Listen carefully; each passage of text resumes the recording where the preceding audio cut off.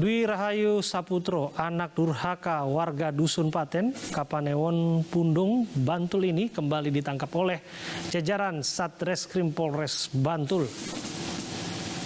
Setelah sempat beberapa hari mendekam di kantor polisi, ternyata tidak membuat pemuda berusia 24 tahun yang sedang bucin dengan seorang gadis menjadi sadar akan perbuatannya.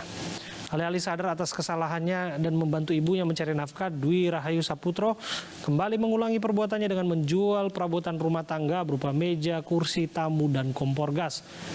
Bahkan bantuan dari Bupati Bantul berupa perabotan dan bantuan beras dari pejabat Kejaksaan Negeri Bantul juga dijual untuk biaya menemui sang gadis yang tinggal di Ngawi, Jawa Timur.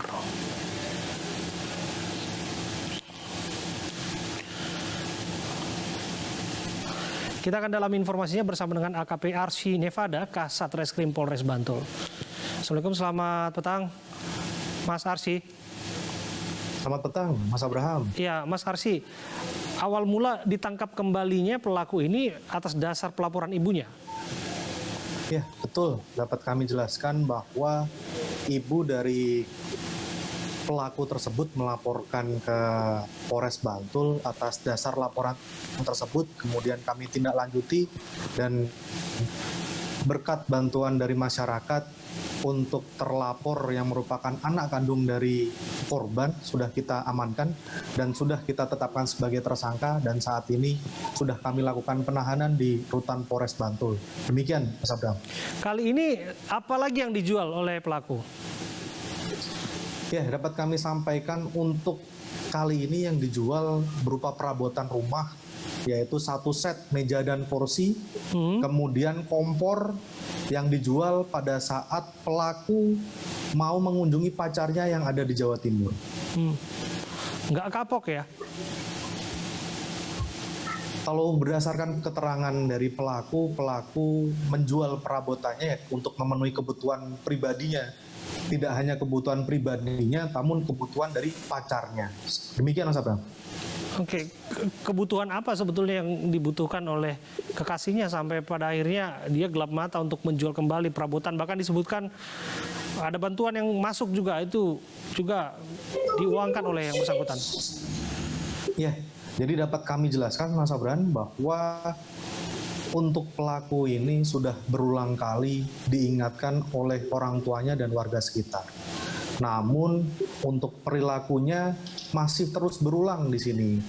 Kemudian karena pelaku tersebut tidak bekerja dan hanya mengandalkan orang tuanya, dan dia untuk memenuhi kebutuhan pribadinya, dan dia pada waktu ke Jawa Timur tinggal di sana, dia merasa perlu membiayai dirinya pribadi dan pacarnya. Oleh sebab itu dia harus menjual barang-barang yang ada di rumahnya tersebut berupa perabotan yang ada di rumah dari orang tuanya. Demikian, Mas Abraham. Saya mau pastikan satu hal, Mas Arsy.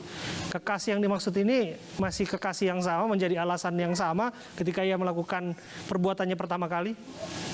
Ya, masih sama, Mas Abraham. Waduh. Kekasih yang pada waktu pertama mengulangi perbuatannya. Oke. Kemudian pada waktu kita amankan pelaku tersebut, kita juga mengamankan pacar yang pada saat itu dari Jawa Timur datang ke Bantul, dan kita lakukan pemeriksaan di kantor sementara masih sebagai saksi. Oke. Kemudian dapat kami jelaskan untuk pelaku tersebut kami pasalkan sangkaan berlapis, Mas Abraham, di sini karena pelaku sempat melakukan pengerusakan kaca rumah agar dapat masuk ke dalam rumah korban. Oke. Sebentar, untuk pasal yang kami sangkakan. Silakan pasal yang disangkakan. Pasal yang kami sangkakan yaitu pasal 363 KUH Pidana dan atau pasal 367 yang merupakan pencurian dalam keluarga dengan ancaman kurang lebih 9 tahun hukuman penjara. Jadi demikian, Mas Abraham. Untuk kali ini tiada maaf bagi pelaku. Ya, kalau berdasarkan keterangan dari korban yang merupakan ibu kandung dari pelaku, untuk sekarang ini korban ingin memberikan efek jera terhadap anaknya yang mengulangi perbuatannya kembali. Demikian, Mas Abraham. Oh, oke. Kita juga belum tahu apakah masih ada maaf dari kekasih pelaku dalam hal ini untuk ketiga kali barangkali nanti ke depan. Ya mungkin kalau misal hasil pemeriksaan kita tidak sampai di sana Mas Abran. Oke. Mungkin nanti silakan Oke. setelah keluar dari tahanan mungkin mereka akan komunikasi lagi atau seperti apa kita tidak. Tapi harapannya betul ya, saling mengingatkan untuk tidak melakukan tindakan kriminal atas dasar apapun, apalagi hal yang remeh-temeh seperti ini. Terima kasih atas waktu Anda, Mas Arsi, AKP Arsi Nevada, Kasat Reskrim Polres Bantul sudah bergabung bersama kami. Pemirsa, sejumlah kafe masih langgar aturan PPKM meski Omikron masih mengancam. Kami hadirkan informasinya usai jeda, tetaplah bersama kami.